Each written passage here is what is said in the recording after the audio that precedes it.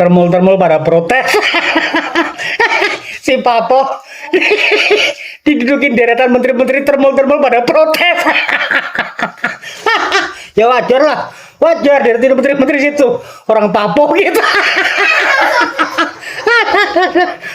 Ngomongnya termul-termul begini.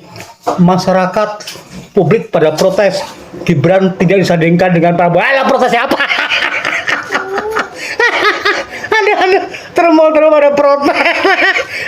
Ya wajar lah, gila nih begitu masa sandingkan dengan orang Prabowo ya.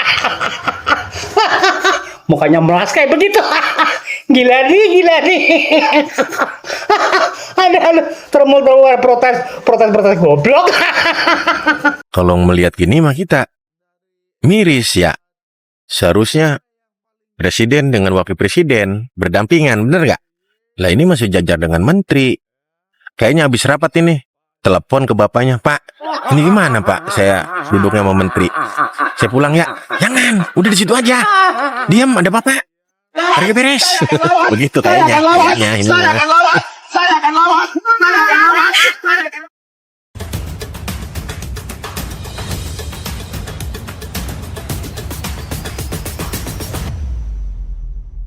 Mas Gibran atau wakil presiden kita kemarin dalam sidang kabinet paripurna duduknya tidak ditempatkan seperti biasanya, guys. Pak Prabowo, ingat Pak, kami memilih Bapak karena ada sosok ini, ya, karena ada sosok Mas Gibran, ya Pak, perlu digarisbawahi Pak ya.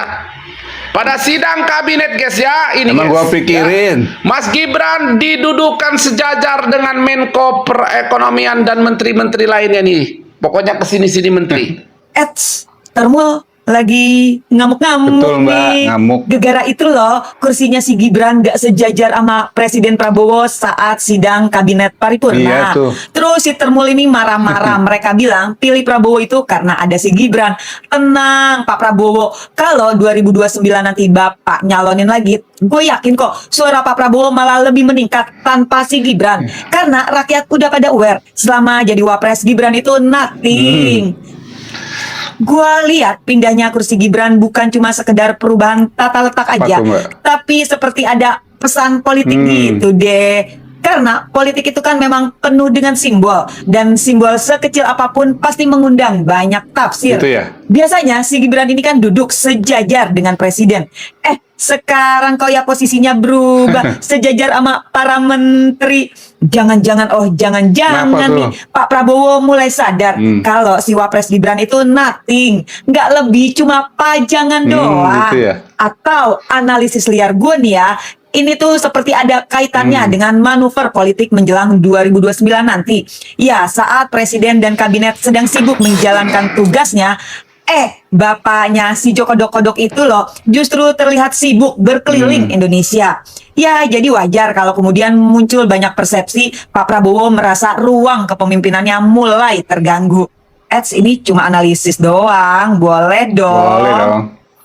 Silakan. Kadang gue tuh ngerasa iba banget sama si Wapres Gibran ini. Bayangin loh, seorang Wapres itu kan harusnya dikenal karena kapasitas dan kepemimpinannya sendiri. Ini malah kelihatan kegoblokan. Dan sampai hari ini bayang-bayang si Joko Kodok itu jauh lebih besar daripada dirinya. Yang sering menjadi pusat perhatian justru ya bapaknya si Joko Kodok. Ya beginilah nasib anak haram konstitusi korban kerakusan orang tua. Ini tuh pelajaran penting dalam politik. Jabatan yang lahir dari proses yang terus diperdebatkan legitimasi politiknya akan selalu dibayangi keraguan publik. Ketika pondasi kepercayaannya hilang, hal-hal yang tampak sepele, bahkan perubahan posisi kursi aja bisa langsung menjadi bahan spekulasi kemana-mana. Ya, itulah yang sekarang terjadi sama si Gibran. Karena dalam politik kursi bukan sekedar tempat duduk. Kadang posisi kursi juga dibaca sebagai simbol posisi kekuasaan. Gibran, nasib lu kok ya kasihan banget sih. Jabatan wapres tapi nggak dianggap. Mending lu main mobil-mobilan aja deh sana sama si Jan Etes. Hidup Joko Kodok, Raja Kodok. Sekjen Pradi Bersatu Adi Darmawan menyebut posisi duduk Wapres Gibran yang tidak berdampingan dengan Presiden Prabowo dinilai menyalahi aturan undang-undang. saya melihat bahwa apakah ini dadakan atau tidak, karena sidang kabinet itu tentunya harus dipersiapkan secara matang dan harus tentunya tata letak, susunan, kursi dan lain-lain sebagainya tentu mengikuti Undang-Undang Nomor 9 Tahun 2010. Gibran duduknya nggak sejajar dengan Presiden Prabowo, padahal dia RI 2. Malah duduknya di jajaran menteri pada saat sidang paripurna di istana. Kok lucu ya?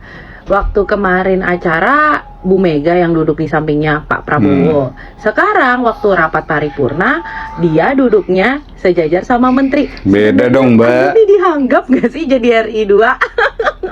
Aduh. Gibran. Pria Solo aja lagi tur, bagi-bagiin duit.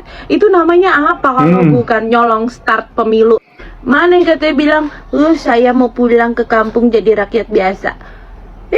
Gue curiga tuh duit bagi-bagi, jangan-jangan money laundry lagi. Duit dari mana dia bagi-bagiin duit kalau Banyak nggak ya, ada duitnya banyak. acara terserubung. Duitnya Ayo. banyak, Mbak. Hayo.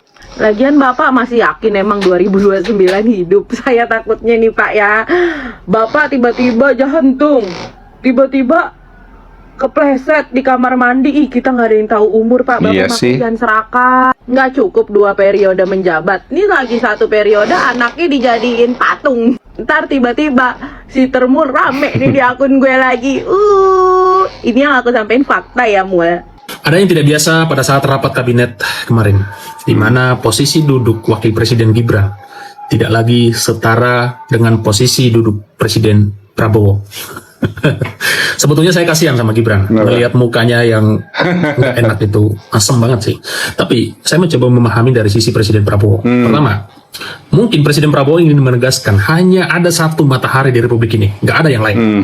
Kedua, Presiden Prabowo ingin menegaskan kompetisi antara istana dengan Solo itu hanya ditentukan oleh istana, yaitu Presiden Harusnya Prabowo sendiri begitu. sebagai presiden Harusnya sah begitu ya. hari ini. Ketiga, mungkin Presiden Prabowo ingin memberikan pelajaran suasana rapat kabinet yang baru kepada seorang Gibran yang lebih sebetulnya ketika rapat peranannya nggak ada, diam, tangan longo, mendengarkan, habis itu pulang jabat tangan dengan menteri-menteri mengikuti Presiden Prabowo di belakang. Jadi mungkin Prabowo ingin memberikan pengetahuan tentang rapat kabinet dari point of view para menteri-menteri, sehingga Gibran ditempatkan di depannya, bukan lagi bersama dengan Presiden Prabowo.